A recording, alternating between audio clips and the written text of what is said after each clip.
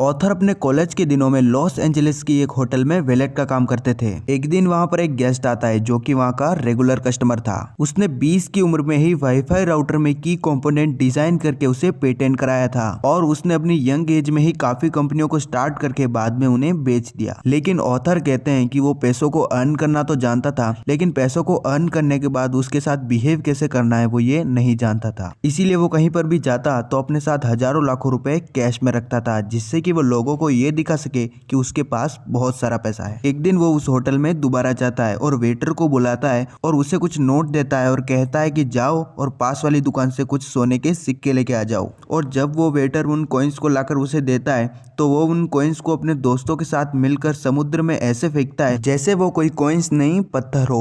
और ये सारी चीजें वो अपनी मस्ती के लिए कर रहे थे। तो क्या आप बता सकते हैं कि ये सारी चीजें कितने समय तक चली होगी? ऑथर कहते हैं कि ज्यादा समय तक नहीं। वो यंग मिलियनियर कुछ ही सालों में बैंकरप्ट हो जाता है और उसने जितना भी पैसा कमाया था वो सारा पैसा वो गवा देता है। इसीलिए ऑथर कहते हैं कि आज के टाइम में अमीर बनने से ज्यादा इम्पोर्टेंट है अमीर बने रहना। और अमीर होने व अमीर बने रहने के लिए आपको पैसों की साइकोलॉजी को समझना होगा। तो आज की इस वीडियो में मैं आपको the psychology of money book से 7 ऐसे लेसन बताने वाला हूँ जिससे कि आप अपने इमोशन पर कंट्रोल करके अपने बिहेवियर को चेंज कर सकते हैं और अपनी लाइफ में कुछ भी अचीव कर सकते हैं। तो चलिए वीडियो स्टार्ट करते हैं। सबसे पहला लेसन है wealth is what you don't see. इसमें ऑथर कहते हैं कि अगर हम किसी की कार या फिर फोन देखते हैं तो हम कहते हैं कि वाह क्या कार है या फिर वाह क्या फोन है। और अगर हम किसी के घर पर जाते हैं और वो घर अगर बहुत ही ज्यादा अच्छा होता है तो हम कहते हैं कि वाह क्या घर है। लेकिन जो चीज हमें दिखाई नहीं देती है वो होता है उस कार या घर के लिए लिया गया लोन और उस फोन के लिए भरा जाने वाला ईएमआई। इसीलिए अगर हम किसी के पास 1 करोड़ की कार देखते हैं तो हम सोचते हैं कि इसके पास तो 1 करोड़ है, लेकिन सच्चाई तो ये है कि उसकी वेल्थ से 1 करोड़ रुपए कम हो गए हैं। और इसी तरीके से अगर कोई कहीं वेकेशन पे जाता है और अपने फोटोज इंस्टाग्राम पर डालता है तो हम उन फोटोज को देखकर ये सोचते हैं कि काश हम भी ऐसी जगहों पर घूम पाते या फिर ऐसी कारों में घूम पाते। लेकिन हमें उस आदमी का स्ट्रेस या फिर उसके द्वारा लिए गए लोन दिखाई नहीं देते हैं और हम उनकी फ्लैशी इमेज को देखकर ही इम्प्रेस हो जाते हैं। इसीलिए अगर हमारे सामने से कोई महंगी कार जाती है तो हम हमेशा यही कहते हैं कि वाह क्या कार है,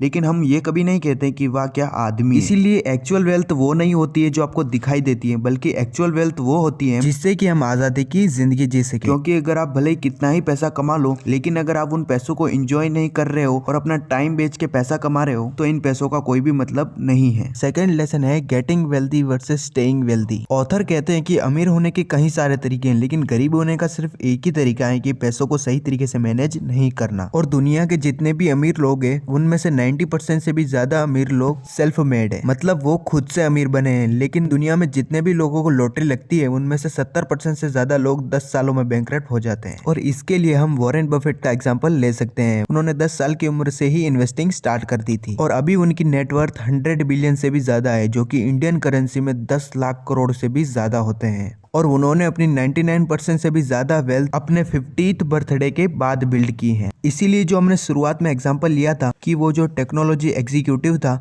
उसको ये तो पता था कि पैसों को अर्न कैसे करना है, लेकिन पैसों को अर्न करने के बाद उसके साथ बिहेव कैसे करना है और पैसों को मैनेज और सेव कैसे करना है वो उसे पता नहीं था। इसीलिए वो कुछ ही सालों में बैंकरप्ट हो जाता है और अपने सारे पैसे गवा देता है। इसीलिए ऑथर कहते हैं कि आपकी प्रॉब्लम ये नहीं है कि आपके पास कम पैसे हैं, बल्कि आपकी प्रॉब्लम ये है कि आपको पैसों को मैनेज करना नहीं आता। इसके बाद थर्ड लेसन है पे द प्राइस फॉर एवरीथिंग। आपने एक चीज तो सुनी होगी, इस दुनिया में कोई भी चीज फ्री में नहीं होती है। या तो आपको उसके लिए काम करना होगा और अपना टाइम देना होगा या फिर आपको उसके लिए प्राइस पे करना होगा। इसीलिए अगर आपको किसी फोन को परचेज करना है तो आपके सामने 3 ऑप्शन है। सबसे पहला है कि आप उस फोन की प्राइस को पे कर दे। दूसरा ऑप्शन ये है कि आप उसकी बजाय कोई सस्ता फोन परचेज कर ले। और तीसरा ऑप्शन है कि आप वो फोन किसी से चुरा ले। लेकिन ऑथर कहते हैं कि 99% लोग फोन को चुराना नहीं पसंद करेंगे, क्योंकि उन्हें पता है कि भले ही एक बार फोन मिल जाएगा लेकिन इसके बाद इसके रिजल्ट अच्छे नहीं होंगे और उन्हें जेल भी जाना पड़ सकता है। इसीलिए ज्यादातर लोग पहला या दूसरा ऑप्शन ही चूज करेंगे। अगर उनके पास पैसे कम होंगे तो वो कोई सस्ता फोन खरीद लेंगे,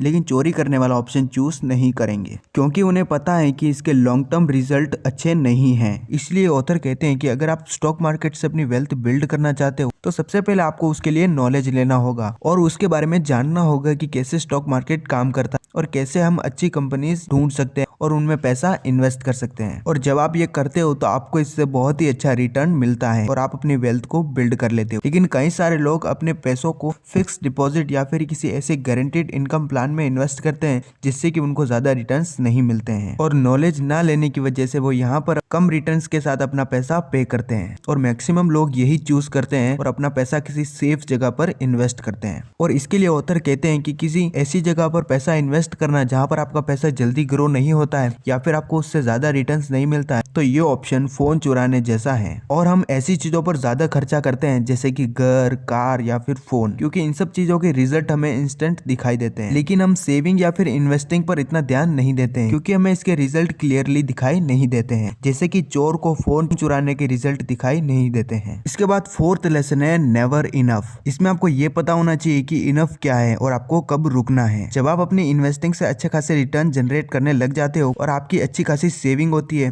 तब आपको देखना है कि आपको रुकना कब है। नहीं तो आप जिंदगी भर पैसों के लिए ही भागते रहेंगे और हमेशा रेड रेस में ही फंसे रहेंगे और कभी भी खुद से और अपने पैसों से सेटिस्फाई नहीं होंगे और हमेशा खुद को दूसरों से कंपेयर करते रहेंगे। यहाँ पर इनफ का मतलब ये नहीं है कि कम पैसा यानी आपको कम पैसों में सरवाइव करना है। इनफ का मतलब ये है आपको कब रुकना है। और इसके लिए जब आप अपने एक्सपेंसेस को कैलकुलेट करेंगे और देखेंगे कि आपको कितना पैसा सेव करना है और कितना इन्वेस्ट करना है, तो आपको पता चलेगा कि आपको इतने पैसे चाहिए नहीं, आप फालतू में ही इतने पैसों के लिए भागदौड़ कर रहे हो। तो आपको पता होना चाहिए कि what is enough. Fifth lesson है द पावर ऑफ कंपाउंडिंग। दोस्तों, क्या आपने जिम साइमंस का नाम सुना है? उन्होंने 1998 से अपने पैसों को 66% के इंटरेस्ट रेट से कंपाउंड किया है और अभी उनकी नेटवर्थ $21 बिलियन है, जबकि वॉरेन बफेट ने 22% से अपने पैसों को ग्रो किया है। इसके बाद भी उनकी नेटवर्थ 100 बिलियन से भी ज्यादा है। अब आप सोच रहे होंगे कि ऐसा कैसे हो सकता है, वॉरेन बफेट ने तो सिर्फ 22% से ही अपने पैसों को ग्रो किया है, फिर भी उनकी नेटवर्थ जिम साइमंस से 75% ज्यादा है। तो ये सब हुआ द पावर ऑफ कंपाउंडिंग की वजह से। जिम साइमंस ने अपने पैसे तब इन्वेस्ट करना स्टार्ट किया जब वो 50 साल के थे, जबकि वॉरेन बफेट ने 10 साल की उम्र से ही अपने पैसे इन्वेस्ट करना स्टार्ट कर दिया। इसीलिए वॉरेन बफेट आज दुनिया के सबसे अमीर इन्वेस्टर हैं। तो ये है द पावर ऑफ कंपाउंडिंग। अगर जिम साइमंस को भी वॉरेन बफेट की तरह 70 साल मिले होते अपने पैसों को ग्रो करने के लिए और उनको हर साल 66% का इंटरेस्ट रेट मिलता,